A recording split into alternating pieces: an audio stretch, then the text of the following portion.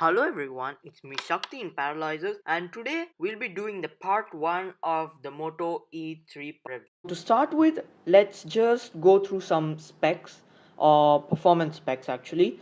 So the CPU this phone has is a 4-core 1 GHz Cortex A53, and its GPU is a Mali T720 MPZ, and it has 2 gigabytes of RAM and 16 GB of internal storage. Like one of you guys actually commented on the previous video saying that it has better performance than the Moto G3. Well, I have no idea. I'm yet to compare that. Just for checking out its performance and where this phone stands at, let's just check out Geekbench. So if you guys don't know what Geekbench is, it is a very popular software, not software, it's application used for just checking the benchmarks of where your phone is.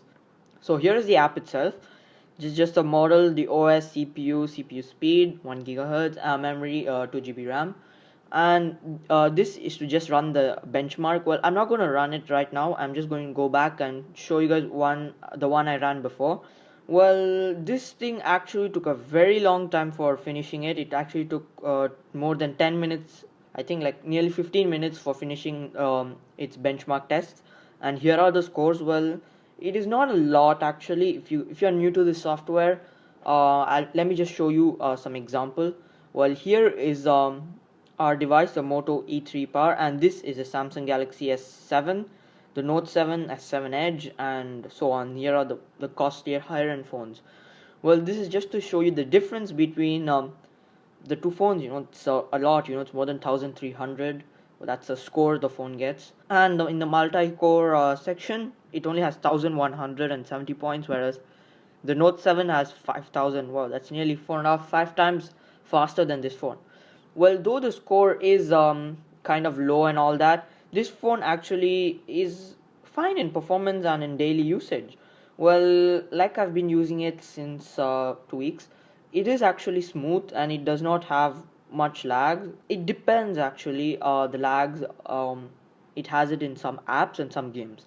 So now let's just test some games, and the first game we're going to do is we're going to test actually Shadow Fight 2.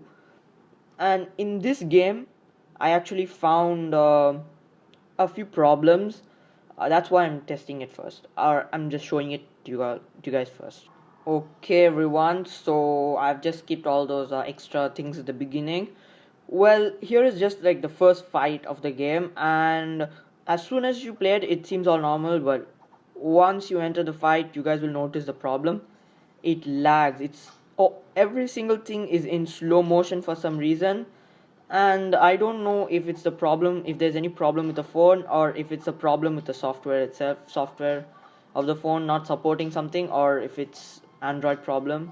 Well, all I can say is that the phone plays it in slow motion for some reason, and it's kind of different, and it's not always comfortable, for playing in slow motion. Though we might think we have an advantage, it's not always comfortable. So let's now go to another game. So here is a game, and it's called as the Driving Zone Japan. Well, this game, where I actually felt the fault was at, just by playing it, there was lag.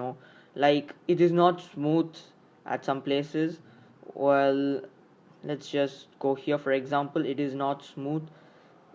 Well, the sounds are all perfect. Well, but the game isn't so smooth. And this I think is currently in medium quality. Well, let's just then go to the lowest quality. So this is a low quality, and still we can see that there are lags. Well, it's not so smooth actually. There are lags, and it is not comfortable while to play games with lags. And this game is also not such a heavy game. I think it's around 50 to 60 MB, and yeah, it's weird. Now let's just test out a very light game, which is called as Dr. Parking 4. Well, this game was actually fine. This was actually smooth. The performances were good, and I was satisfied with it. Yeah, once again I'll just show you guys just one thing. Yeah, and the volume is all there. So yeah, this game, it's smooth and you get very good performances, and yeah, I'm satisfied with this game. Well, yeah, Okay, that's just an example. So just that was just like an example to show you all the performance of this phone while doing things. So if you guys use a lot of apps, many apps at the same time, well, we can tell that this phone maybe it might hesitate a little to handle every single one of them, and we can say that it can handle light games very smoothly. Well, the heavier the game gets, the more graphics it has to handle.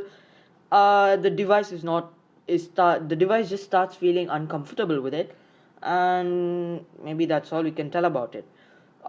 If you guys want to play games like San Andreas and all that, which are like with the games like nearly 2 GB if I'm not wrong, well, I think the phone might just find it very very difficult to handle the game. Although I've not played it yet, I haven't played the game yet in this phone.